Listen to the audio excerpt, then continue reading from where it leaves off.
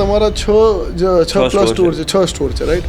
અને એ 6 સ્ટોર બધા વિરમ ગામના 60 કિલોમીટર રેડિયસના આજુબાજુ તમે રાખ્યા છે. હા, મારા ફોર ફાધર્સ મતલબ મારા દાદાના ફાધર ત્યાંથી અમે આ શરૂ કર્યું છે. સિન્સ 1919થી આ ફર્મ છે, મોટાભાઈ અલીબેન કંપની. 2003માં એકચ્યુઅલી એવું હતું કે ઇલેક્ટ્રોનિક્સનો બિઝનેસ અમારો નહોતો. રિક્વેસ્ટ કરી એમને કે ભાઈ અમે આ કેરી ઓન કરી, તો કે ઠીક છે તમે કરો. 2003થી પછી અમે આ બિઝનેસ શરૂ કર્યો. નાના સેન્ટર અને મોટા સેન્ટરના બિઝનેસમાં અને આજે 2026માં નાના સેન્ટર અને મોટા સેન્ટરના બિઝનેસમાં શું ફેર પડ્યો છે? નાના સેન્ટરમાં છે ને તમારું એક ફેસ રેકગ્નિશન છે, જે મોટા સેન્ટરોમાં નથી હોતું.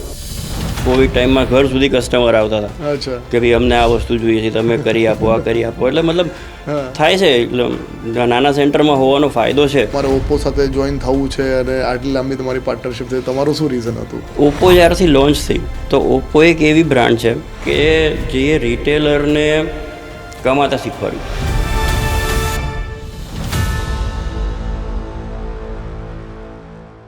ઓપ્પો મેક યુ મોમેન્ટ્સ એક નવા એપિસોડમાં તમારું સ્વાગત છે. અને આ એપિસોડમાં એક એવા વ્યક્તિથી આપણે મળી રહ્યા છીએ કે જે અમદાવાદથી નહીં પણ અમદાવાદથી થોડાક દૂર રહે છે અને સ્પેશિયલી આ ઇન્ટરવ્યૂ માટે એમને ટાઈમ ફાળ્યો છે અને આ ઇન્ટરવ્યૂ માટે સ્પેશિયલી અમદાવાદ આવ્યા છે. અને કયા સેન્ટરમાં છે, કયા સેન્ટરમાં કેવું કામ કરે છે, જેમાંથી એમનું આટલું મોટું નામ થઈ ગયું છે, એ જાણશું. આપણી સાથે છે આજે મોટાભાઈ ઇલેક્ટ્રોનિક્સથી મોહમ્મદીભાઈ. Sir, welcome to the show. Thank you. Oppo make you મોમેન્ટ્સમાં તમે સ્પેશિયલી વિરમ ગામથી અહીંયા ધક્કો ખાધો છે, તો વિરમ ગામની થોડી કહાની મને બતાવો. કેમ વિરમ ગામથી આટલું પ્રેમ કે તમે વિરમ ગામમાં જ એસ્ટાબ્લિશ થયા, વિરમ ગામના આજુબાજુ જ એસ્ટાબ્લિશ થયા, બધા ઓડ સેન્ટર્સમાં તમારા સ્ટોર્સ છે, તો થોડીક એની કહાની આપણે વાત કરીએ. વિરમ ગામ મારું બોર્ન પ્લેસ છે. ઓકે. અને મારા ફોર ફાધર્સ મતલબ મારા દાદાના ફાધર ઓહો, ત્યાંથી અમે આ શરૂ કર્યું છે. એટલે સિન્સ 1919થી આ ફર્મ છે, મોટાભાઈ અલીબેન કંપની. એટલે બેઝિકલી વિરમ ગામથી જ અમારું આખું સેટઅપ થયેલું છે. વિરમ ગામમાં અમારી ગુડવિલ છે, અને જે ફર્મ જે છે એની બહુ મોટી ગુડવિલ છે વિરમ ગામ અને આસપાસના તાલુકામાં. અને વિરમ ગામ ઓફકોર્સ તમે ત્યાં બોર્ન થયા છો અને એટલે જ ત્યાં બિઝનેસ કર્યું, પણ કેટલા ટાઈમથી આ ચાલી રહ્યું છે બિઝનેસ તમારું? મારો બિઝનેસ ચાલે છે 2003થી. 2003 પછી આમાં જોઈન થયો. ઓકે. બેઝિકલી અમારો બિઝનેસ હતો શરૂઆતમાં સિમેન્ટ, લોખંડ, હાર્ડવેર ને એનો. ઓકે. મારા જે ફોર ફાધર્સ છે એમનો એ બિઝનેસ હતો. અને આ ક્યારથી હશે? 1919થી. એસ્ટાબ્લિશમેન્ટ 1919 છે. We are almost 100+ years old our firm. પણ આપણે એનામાં એ વખતે કોઈ એવું હતું નહીં ગવર્મેન્ટના ડોક્યુમેન્ટેશન, તો હવે આપણે એની સાબિતી ના આપી શકીએ કે ભાઈ હું આ એટલે જૂનું ફોર્મ છે એમ. પણ હા, મારા પાસે CST એક જે પહેલાં આવતું હતું સર્ટિફિકેટ છે 1957નું, એ હજી મારા પાસે છે.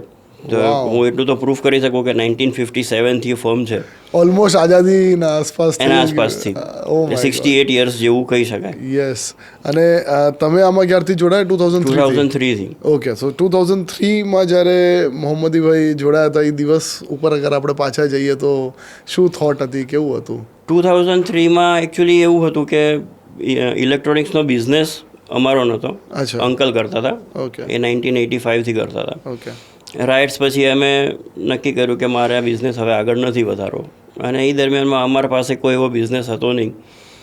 રાઇટ્સમાં નુકસાન થયેલું હતું, દેવું થઈ ગયેલું હતું. તો અમે રિક્વેસ્ટ કરી એમને કે ભાઈ અમે આ કેરી ઓન કરીએ, તો કે ઠીક છે તમે કરો. 2003થી પછી અમે આ બિઝનેસ શરૂ કર્યો. એ વખતે અમારા પાસે 200 સ્ક્વેર ફૂટનો શોરૂમ હતો અને 75,000ની મૂડી હતી, વધારે કંઈ હતું નહીં.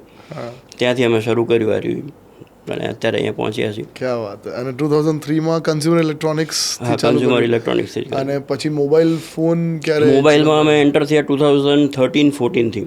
ઓકે. ઓલમોસ્ટ 10 વર્ષ પછી. તો શું એ 10 વર્ષમાં એવું મોહમ્મદીભાઈને એવું લાગ્યું કે મારે હવે મોબાઈલ પણ આમાં એડ કરવું છે, અને પછી તમે એ મોબાઈલ એડ કર્યું? શું કારણ એવું હતું? મોબાઈલ એક છે ને ફાસ્ટ ગ્રોઈંગ ઇન્ડસ્ટ્રીઝ છે. કન્ઝ્યુમર જે મોબાઈલનો કન્ઝ્યુમર છે એ બહુ ફાસ્ટ રોટેટ થાય છે.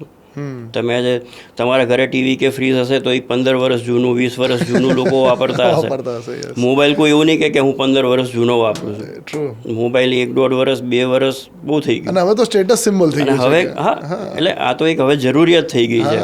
એટલે જે ફાસ્ટ રોટેટિંગ બિઝનેસ છે એનાથી અમે આકર્ષીને આ શરૂ કર્યું. ઓકે. અને 2013માં જ્યારે મોબાઈલ ઇન્ડસ્ટ્રીમાં તમે ઘૂસ્યા તો એમ કંઈ નોલેજ હતું ખરું કે બસ જંપલાવી દીધું કે જોયું જશે જે થાય? ના, નોલેજ કંઈ નહોતું મારા પાસે એ વખતે. તો કેવું હતું કે બેઝિકલી કોઈ ઓર્ગેનાઇઝ સેક્ટરથી, મતલબ વિરમગામમાં તો એકચ્યુઅલી કોઈ કામ કરતું જ નહોતું. એક્ઝેક્ટલી. બધા પણ બહારથી માલ લાવે, વેચે, આ કરે. તો અમારો એક પહેલેથી એક નિયમ હતો કે જે પણ બિઝનેસ કરશું ઓર્ગેનાઇઝ સેક્ટરથી જ કરશું, ચેનલથી જ કરશું. તો કદાચ મને એવું પણ હતું કે હવે આમાં હું સર્વાઈવ કરી શકું ના કરી શકું, કારણ કે મને માર્જિન ઓછું મળતું હતું, મારા લિમિટેશન્સ હતા. પણ અમે નાનું સેન્ટર હતું પણ અમે નક્કી કર્યું કે ના, કરશું તો કામ વ્યવસ્થિત જ કરશું, ચેનલથી જ કરશું. શું ફરક પડે ત્યારે, અગર હું 2013ની વાત કરું કે 2003ની વાત કરું, નાના સેન્ટર અને મોટા સેન્ટરના બિઝનેસમાં, અને આજે 2026માં નાના સેન્ટર અને મોટા સેન્ટરના બિઝનેસમાં શું ફેર પડ્યું છે? નાના સેન્ટરમાં છે ને તમારું એક ફેસ રેકગ્નિશન છે. નાના સેન્ટરમાં લોકો ઓળખે છે. તમે એમને એમ કહેશો કે ના આ મારી જવાબદારી છે, લઈ જાઓ. પર્સનલ એટેચમેન્ટ હોય છે એમાં, જે મોટા સેન્ટરોમાં નથી હોતું. મોટા સેન્ટરોમાં બસ ભાવ, મતલબ પ્રોડક્ટ જોઈ, ભાવ જોયો, ક્યાંથી સસ્તું પડ્યું, લઈ લીધું, વાત પતી ગઈ. અહીંયા એવું નથી હોતું. નાના સેન્ટર્સમાં આજે પણ તમને તમારી હાજરી હોય, તમને કસ્ટમર ઓળખે છે, તમારું માને છે, તમને એક પર્સનલ એમને ફિલિંગ મળે છે એનાથી. તો આ જ વસ્તુ ત્યારે પણ લાગતી, આજે પણ લાગે છે આટલા વર્ષો પછી છે. અને નુકસાન કંઈ એવું લાગતું હતું કે એ ટાઈમમાં આમાં બહુ સ્ટ્રગલ હતું ને હવે ઇઝી થઈ ગઈ છે વસ્તુ? સ્ટ્રગલ જો એ વખતે સ્ટ્રગલ હતું, અત્યારે સ્ટ્રગલ છે. ઓકે. એ વખતે કંઈક અલગ સ્ટ્રગલ હતું, અત્યારે કંઈક અલગ સ્ટ્રગલ છે. એટલે બિઝનેસમાં સ્ટ્રગલ તો રહેવાનું જ છે. એ તો તમે એનાથી તો બહાર નીકળી જ નહીં શકો. ના, બટ એટલે હું એ પર્સપેક્ટિવ સમજવા માંગુ છું કે જે કદાચ કોઈ નાના સેન્ટરમાં કામ કરતું હોય તો એને પહેલાં આ વસ્તુ ના નીકળી, કોઈ વસ્તુ માટે બહુ એફર્ટ મારવા પડતા હતા, અને હવે કામ ઇઝીલી થઈ ગયું છે. તો એવું કઈ વસ્તુ, કોઈ એકાદ વસ્તુ પર તમે ધ્યાન દોરી શકો કે ફોર એક્ઝામ્પલ માલ પ્રોક્યોર કરવા માટે કંઈ પણ એવું? ના, અત્યારે બેઝિકલી અત્યારે સોશિયલ મીડિયા એટલું એક્ટિવ થઈ ગયું છે. સોશિયલ મીડિયાથી તમારા માટે દુનિયા એટલી નાની થઈ ગઈ છે કે તમે ક્યાંયથી પણ ગમે એનું તમે મતલબ એની ઇન્ક્વાયરી કરી શકો. તમે આ નાના સેન્ટરમાં તો ઉપરથી ઇઝી થઈ ગયું છે કે નાના સેન્ટરમાં કસ્ટમર પાસે અમારા ફોન નંબર હોય છે, અમારા કોન્ટેક્ટ્સ હોય છે, કે અમુક વાર તો એવું પણ થાય છે કે ઘરે પણ કસ્ટમર આવતા હોય છે. કોવિડ ટાઈમમાં એવું હતું કે કોવિડ ટાઈમમાં બધું લિમિટેશન્સ હતા, તો કોવિડ ટાઈમમાં ઘર સુધી કસ્ટમર આવતા હતા કે ભાઈ અમને આ વસ્તુ જોઈએ છે, તમે કરી આપો, આ કરી આપો. એટલે મતલબ થાય છે. એટલે નાના સેન્ટરમાં હોવાનો ફાયદો છે. અને જ્યારે આ તમે કોવિડની વાત કરી, of course one of the darkest times, કે બહુ ટફ ટાઈમ હતું. બટ અગર હું તમને પૂછું, તમારા બિઝનેસ કાર્ડમાં આજે ઓલમોસ્ટ 20 વર્ષથી ઉપર તમે બિઝનેસ કરો છો, તમારા માટે સૌથી ટફેસ્ટ પીરિયડ કોવિડ જ હતું કે બીજું કંઈ ટફેસ્ટ? ના, મારા માટે સૌથી ટફેસ્ટ પીરિયડ હતો જ્યારે મેં બિઝનેસ શરૂ કર્યું ત્યારનો. 2003. ત્યારે મારા પાસે કોઈ ફંડ્સ નહોતા, ત્યારે મારા પાસે કોઈ એવું બેકગ્રાઉન્ડ નહોતું કે કોઈ એવું મને સપોર્ટ કરે એવું કોઈ હતું નહીં. તો એ વખતે અમે ઘણા નાના લેવલથી શરૂ કર્યું હતું અને ઘણી સ્ટ્રગલ કરી. અને સ્ટ્રગલ એ ઓલમોસ્ટ 2009-10 સુધી ચાલેલી હતી. 6-7 વર્ષ સુધી સ્ટ્રગલ ચાલેલી હતી. Oh my God. અને કઈ વસ્તુએ તમને મોટિવેટ ત્યારે કર્યા કે ભાઈ ના, કરવું તો પડશે જ ગમે તેમ કરીને?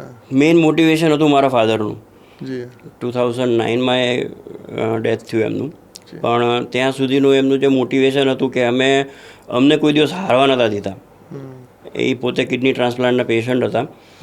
અને એમને જ્યારે આ રાઇટ્સ ને બધું થયું તો ફાઇનાન્શિયલી પણ એમને એટલું બધું નુકસાન અમને થઈ ગયેલું હતું.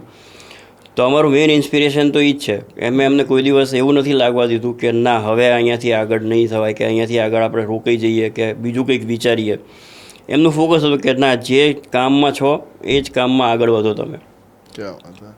અને એમાં એ જે ફેઝમાંથી કદાચ તમે સૌથી વધારે મોટી વસ્તુ જે શીખા હો એ કઈ વસ્તુ હશે? કન્સિસ્ટન્સી, અને મેઇન વસ્તુ અલ્લાહ ઉપર ભરોસો. ક્યાં વાત. આ તમે એક રાખશો. એક મેં જોયું છે મારી લાઈફમાં કે જે પણ તમારા સાથે થશે એ સારું જ થશે. એ તમે પાછળથી જ્યારે એને જોશો કે હા આમ હતું ને પછી આમ થયું, એ વખતે તમને કદાચ એવું લાગે કે મારા સાથે આટલું બધું ખરાબ થયું, આટલું થયું, મારું આમ નુકસાન થયું. પણ એ જો ના થયું હોત તો અમે આ લાઈનમાં ના આવ્યા હોત. આ લાઈનમાં ના આવ્યા હોત તો પછી અહીંયા સુધી ના પહોંચ્યા હોત. આજે આપણે વાત ના કરી રહ્યા આપણે વાત ના કરી રહ્યા હોત. અને સૌથી આ હતું સૌથી ડાર્કેસ્ટ ટાઈમ, બટ સૌથી હેપી કે જ્યાં સૌથી એવું ટાઈમ કે જ્યાં તમને લાગ્યું કે વસ્તુ આખી ફ્લિપ થઈ ગઈ કે આમ આ ભાઈ હા હવે કંઈક તગડું કરી નાખ્યું છે આપણે, એવું કંઈ? એવું તો હજી નથી થયું. તો શું ઈચ્છા છે? ચલો એ બતાવો તમે મને. ઈચ્છા તો ઘણી બધી છે હજી તો. તો એકાદ કોઈ તમે બતાવી શકો એવું?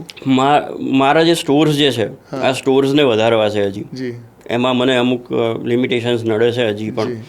પણ મેઇન મને એ સ્ટોર્સની હજી મતલબ વધારવું છે, એની સાઇઝ વધારવી છે, એને સ્ટોર્સને વધારવા છે.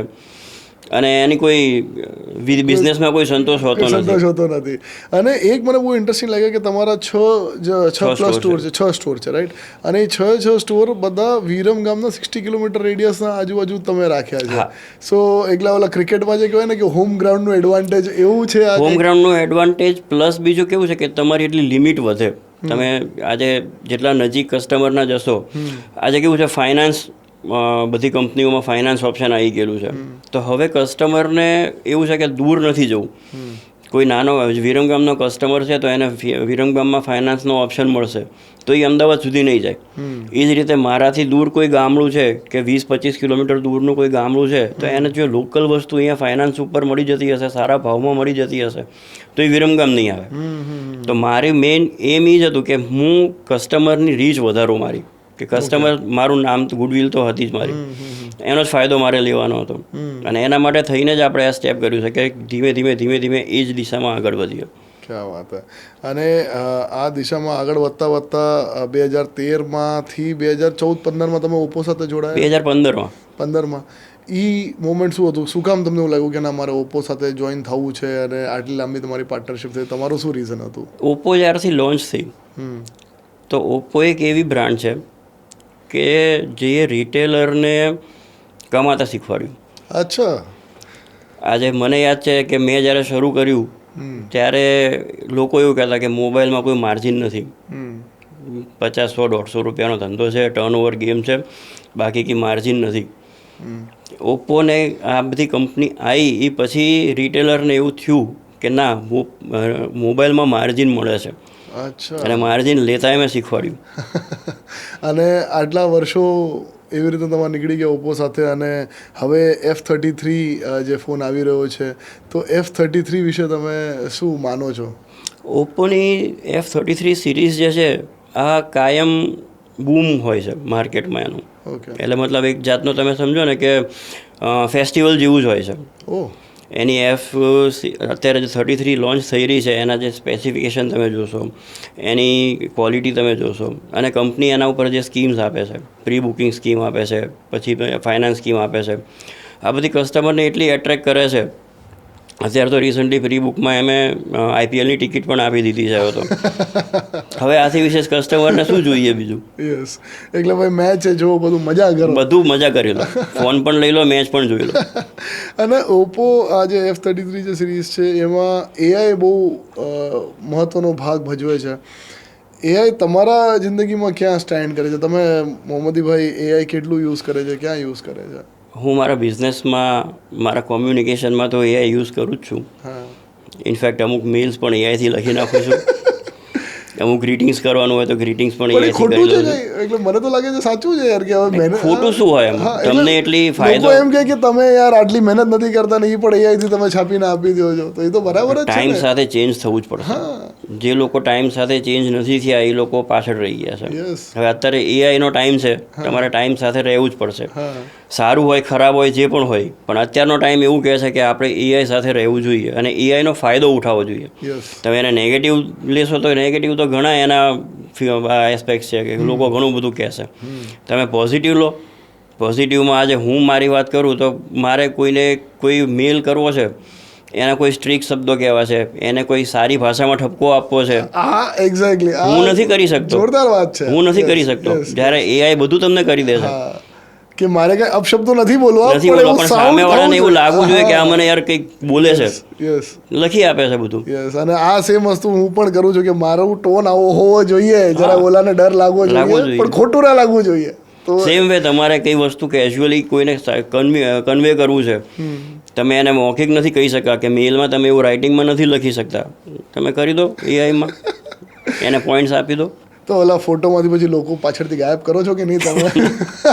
એવું નથી કરતો, એવું નથી કરતો. હા, પણ મારા કિડ્સ જે છે એ બધા એવું કરે છે. અમે ફરવા ગયા હોઈએ તો કોઈ સારું લોકેશન હોય એમાં એમને એમનો એકલાનો ફોટો રાખવો હોય, એ બધું કરે છે. અને એઆઈને તમે આગળ ફોનની દુનિયામાં કંઈ એવું કોઈ દિવસ વિચાર્યું છે બેઠા બેઠા કે આ ક્યાં જઈ રહ્યું છે, કઈ સ્પીડથી જઈ રહ્યું છે, આગળ ક્યાં જઈને રૂકશે, એવું કંઈ કોઈ દિવસ વિચાર આવ્યો છે? દાદા, મને યાદ છે હું જ્યારે આપણે નાના હતા ત્યારે હોલિવૂડની એની ફિલ્મ્સ આવતી હતી કે લોકો આમ ઉઠે એટલે કે મારા માટે બ્રશ કરી નાખો, મારા માટે શાવર કરી નાખો, મારા માટે બ્રેકફાસ્ટ કરી નાખો. એ વખતે આ એવું થતું હતું કે આ બધું મૂવીમાં જ હોય.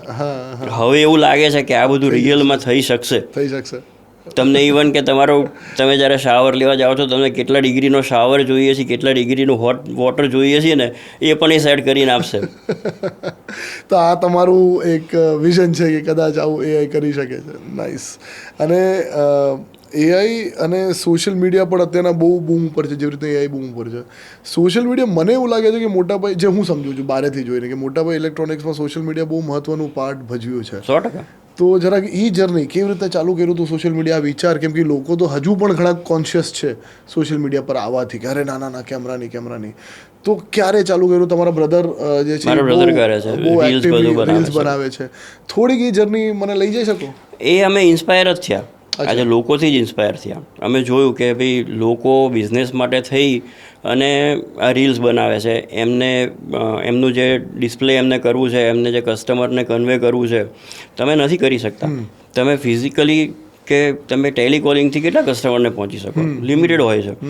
તો આ એક માધ્યમ છે, એ સોશિયલ મીડિયાના માધ્યમથી આપણે એમને પહોંચી શકીએ છીએ. કે રીલ્સ જે તમે બનાવો છો, તમે સોશિયલ મીડિયા ઉપર જે ઇન્ફોર્મેશન આપો છો, માસ લેવલના કસ્ટમર સુધી પહોંચે છે. આજે હું મારી વાત કરું તો મારા પાસે 60 કિલોમીટર નહીં, મારા પાસે 200 કિલોમીટર દૂરથી પણ કસ્ટમર આવે છે. એ બધું આ સોશિયલ મીડિયાથી જ થાય છે. અને સોશિયલ મીડિયા અત્યારે હાલમાં લોકો ભલે ગમે એ કહેતા હોય, બાકી સોશિયલ મીડિયા બહુ જરૂરી છે તમારા બિઝનેસ માટે, તમારા બિઝનેસના ગ્રોથ માટે. આ ચાલુ ક્યારથી તમે કર્યું હશે એવું કંઈ ધ્યાન? સોશિયલ મીડિયા મેં રિસન્ટ 2 વર્ષથી જ શરૂ કર્યું. અચ્છા, લાંબા ટાઈમથી નથી. એવું લાગે મોડા પડી ગયા? ઘણો મોડો, હે ને? ઘણો મોડો. જે મતલબ અમારા ઇન્ડસ્ટ્રીઝમાં જે લોકો જે છે એ લોકોએ જે શરૂઆતથી સ્ટાર્ટ કરી નાખ્યું, એ લોકો તો આજે ક્યાં પહોંચી ગયા છે, અને એમનું એટલું ફેન ફોલોઈંગ પણ વધી ગયું છે. અમે એમાં ટ્રાય કરીએ છીએ, આગળ વધીએ છીએ. ડેફિનેટલી. એટલે જ મને લાગ્યું કે, અને એક તો જે તમે વાત કરી કે જે સેન્ટરમાં તમે બેઠા છો, એ સેન્ટરમાં એક તો તમારી ગુડવિલ, ઉપરથી તમારા વિડીયોઝ પણ લોકો સુધી પહોંચે છે, અને એમાં તમે કીધું 200 કિલોમીટરથી લોકો આવે છે. તો શું તમે માનો છો કે અગર કોઈ પણ માણસ બિઝનેસ ચાલુ કરે છે, સોશિયલ મીડિયા જરૂરી થઈ જ ગયું છે, એના વગર વાત જ ના થાય? સોશિયલ મીડિયા અત્યારે જરૂરી થઈ ગયું છે. કોઈ પણ બિઝનેસ માટે સોશિયલ મીડિયા અત્યારે એકદમ જરૂરી છે. એના વગર એના બિઝનેસને એટલું બૂસ્ટ નહીં મળે જેટલું ઝડપથી આ સોશિયલ મીડિયાથી એને બૂસ્ટ મળશે, એટલું એ જો કદાચ નહીં રાખે તો એને બૂસ્ટ નહીં મળે. તો મોહમ્મદભાઈ, તમે આટલા વર્ષનું જે તમારું એક જર્ની છે, એક સ્ટ્રગલ થઈ ગયું, સક્સેસ થઈ ગયું, બધું સાથે આવ્યું, પણ આજના તારીખમાં કોઈ વ્યક્તિએ ચાલુ કરવું હોય તો એને મોહમ્મદભાઈ પોતાનું આખું જે સાર છે એ શું હવે આજે કહેવા માંગશે? આજથી અગર ચાલુ કરવું છે તો ચાલુ કરો, એમાં કોઈ ચિંતા કરવાનો વિષય છે જ નહીં. તમે આજે ચાલુ કરશો તો તમને ખબર પડશે શું ચેલેન્જીસ આવે છે. ચેલેન્જીસ આવશે તો તમે એમાંથી બહાર નીકળવાનો રસ્તો ગોતશો. અને મારું તો એવું માનવું છે કે દરેક જણ જે લોકો બિઝનેસ કરવા માંગે છે, બિઝનેસ કરવો જ જોઈએ. અમારામાં તો એકચ્યુઅલી હું આજે દાઉદી વોરા છું, તો અમારામાં તો એક એવું છે કે ભાઈ બિઝનેસ જ કરો. કોઈ જોબ બને ત્યાં સુધી ના જ કરે. તો બિઝનેસ માઇન્ડેડ જ રહો. અમારે કોમ પણ એવું કહેવાય છે કે બિઝનેસ માઇન્ડેડ કોમ છે. તો બિઝનેસ તમે કરો, અને બિઝનેસ શરૂ કરશો તો જ તમને ખબર પડશે કે શું ચેલેન્જીસ આવે છે. અને બધી ચેલેન્જીસના રસ્તા હોય જ છે. કોઈ ચેલેન્જીસ એવી નથી કે જેમાં કોઈ રસ્તો ના મળે. તમે નાના ઇન્વેસ્ટમેન્ટથી શરૂ કરો, પણ શરૂ કરો. કરશો એને પહોંચાડશો. કરશો તો પહોંચાશે. ક્યાં વાત હે. અને આટલા વર્ષો જે તમે સાથે રહ્યા, આખી ટીમ તમે બિલ્ટઅપ કરી હશે, આખી જર્ની તમે કરી હશે, તો એમાં તમે કીધું કે કન્સિસ્ટન્સી તમને બહુ હેલ્પ કરી. એના સિવાય તમને ટીમના વિશે શું લાગે છે કે ટીમ કેટલી મહત્ત્વની થઈ જાય છે?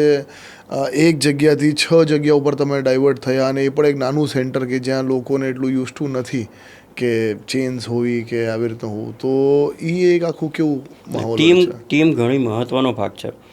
જે મેં શરૂ કર્યું ત્યારે મારા પાસે ખાલી 2 એમ્પ્લોયી હતા. એ પછી અત્યારે હાલમાં મારા ટોટલ એમ્પ્લોયી લગભગ 150 એમ્પ્લોયી છે. અને હું મારા જે સ્ટોર કરું છું એ સ્ટોરમાં હું નિયમ એક જ રાખું છું કે એ સ્ટોરમાં મારો જે એમ્પ્લોયી જે છે, જેને મેં ટ્રેન કરેલો છે, હું એને એ સ્ટોર આખો સ્વતંત્ર સોંપું છું કે ભાઈ આ સ્ટોર તું હેન્ડલ કરજે, હવે તું તારી રીતે ચલાવે એને, અને કંઈ પણ ચેલેન્જીસ તને આવે તો અમને કહે. એટલે મારા જેટલા પણ બીજા સ્ટોર્સ જે છે, હું તો પહોંચી શકવાનો નથી બધી બાજુ. તો સ્વાભાવિક છે કે મારા જે છોકરાઓ તૈયાર થયા છે, મારા જે સ્ટાફ તૈયાર થયો છે, અને આ બધા સ્ટાફ એવો છે કે જે વર્ષોથી મારા સાથે છે. કોઈ એવું નથી કે આવીને જતું રહ્યું. આવી પાછા 2000 મારા પાસે જે સૌથી જૂના છોકરાઓ છે જે 2003થી મારા સાથે છે. ઓહો, ક્યાં વાત હે. અને 10-10 વર્ષ જૂના પણ સ્ટાફ છે મારા પાસે, મારા સાથે છે. આઈ ગેસ ઈ જ એન્વાયરમેન્ટ દેખાડે છે તમારી કંપનીનું કે ફેમિલી. અમે બધા ફેમિલી, એક જાતનું ફેમિલી જ છે. હા. અને તમે 2 બ્રધર્સ સાથે કામ કરો છો, અને એ કેટલું ટફ થઈ જાય? કેમ કે યુઝ્યુઅલી આપણે શું છે કે 2 ફ્રેન્ડ્સ હોય કે કોઈ પણ 2 લોકો હોય તો 2 માઇન્ડસેટ હોય, અને 2 માઇન્ડસેટ હોય એટલે પછી એમાં તમારું અમે એટલે જ અલગ કરી નાખ્યું છે ને, સમજો. સેલ્સ હું એમાં જોતો જ નથી. અચ્છા. હા. સેલ્સ પરચેસ છે બધું મોહિત જ જોવે છે. બેક ઓફિસનું કામ છે તો એમાં એ ઇન્ટરફિયર નથી કરતો, એ હું જ કરું છું. એ બધું આખું મારા અંડરમાં છે. સેલ્સ પરચેસ એના અંડરમાં છે. એટલે આઈ ગેસ અમારા પાસે કોઈ ક્લેશ કરવા જેવું કંઈ છે જ નહીં. પોઈન્ટ જ નથી. તો એમાં આઈ ગેસ એનું ફોર્મ્યુલા છે કે તમે પોતાની જે ફિલ્ડ્સ છે બે એકબીજાથી આખું અલગ જ અમારું કામ છે. તો અમે 2 એકબીજામાં ઇન્ટરફિયર કરતા જ નથી. એ એની રીતે એનો સ્વતંત્ર ડિસિઝન લે છે. હું મારી રીતે મારે જે લાગતું હોય એ હું કરું છું. સોફ્ટવેરને રિલેટેડ કોઈ હોય કે બીજું કંઈ બેક ઓફિસમાં કરવાનું હોય, બધું હું કરું છું. અને આ જે તમે કીધું કે બેક ઓફિસમાં સોફ્ટવેર રિલેટેડ ને આ બધું, તો આઈ ગેસ લોકો હજી સમજતા નથી, પણ જ્યાંથી તમે ચાલુ કર્યું 2003થી આજે 2026, એમાં સોફ્ટવેર રિલેટેડ ઇશ્યુઝ ને એ બધું કેટલું ટફ રહ્યું છે તમારા માટે? ઘણું હોય છે. મારો જે હું અત્યારે વાપરું છું ટેલરમેડ સોફ્ટવેર છે.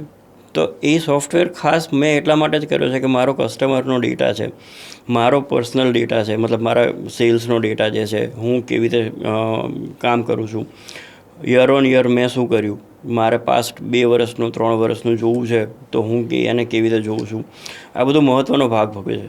અને અત્યારે હાલમાં તમારા પાસે જો સારું કોઈ સોફ્ટવેર નહીં હોય કે સારું કોઈ એકાઉન્ટ નહીં હોય તો તમે સર્વાઈવ કરવું બહુ તકલીફ થઈ જશે.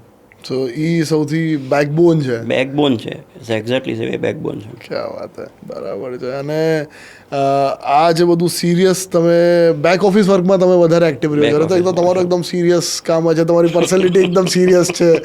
આ તો અત્યારે આટલું તમે મુસ્કુરાવો છો, મને ખબર છે. હા, ઘણા ઓછા બોલો છો, તો સિરિયસ પર્સનાલિટી રહે છે. તો ફન માટે મોહમ્મદીભાઈ શું કરે છે? ચલો, સિરિયસ તો કામે સિરિયસ છે, પર્સનાલિટી સિરિયસ છે, પણ કંઈક તો ફન માટે કંઈક કરતા હશે. ફન માટે હું ફેમિલી સાથે હોય છું. ફેમિલી સાથે હું ટાઈમ કાઢી અને ક્યાં તો કંઈ ફરવા જતો રહું, ક્યાં તો ફેમિલી ટાઈમ એડજસ્ટ કરી લઉં છું. બાકી એસ જ મારી એવી કોઈ હોબી નથી, મને એવો કોઈ શોખ નથી કે હું કોઈ રમું કે ગેમ કરું, ગેમ રમું કે એવું કંઈ મારામાં કોઈ શોખ નથી. મૂવી જો, બુક વાંચવું, બુક નથી વાંચતો હું, મૂવીઝ જોઈ લઉં છું.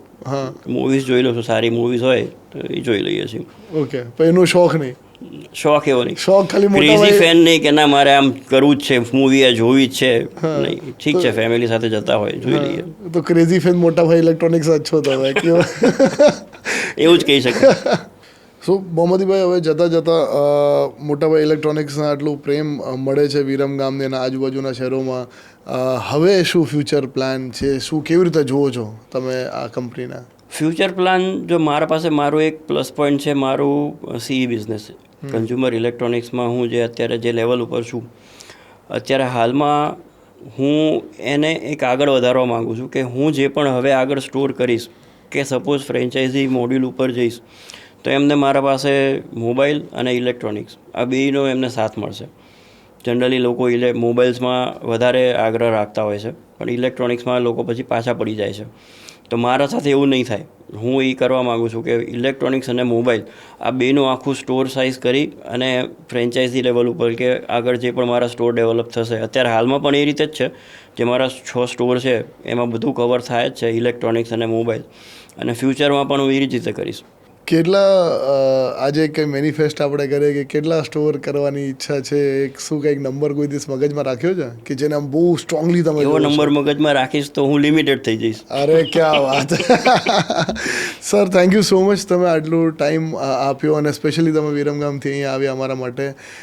This was Oppo make you moments. આજે આપણે મુલાકાત કરી મોટાભાઈ ઇલેક્ટ્રોનિક્સથી મોહમ્મદીભાઈ સાથે, અને ઘણી બધી વસ્તુઓ આપણને જાણવા મળી છે. નેક્સ્ટ એપિસોડમાં ફરી પાછા મળશું એક નવા એન્ટરપ્રેન્યોર સાથે, 4 નવી વાતો સાથે, અને ઓફકોર્સ હું તો હોઈશ જ. તો ફિર I'll see you in the next one.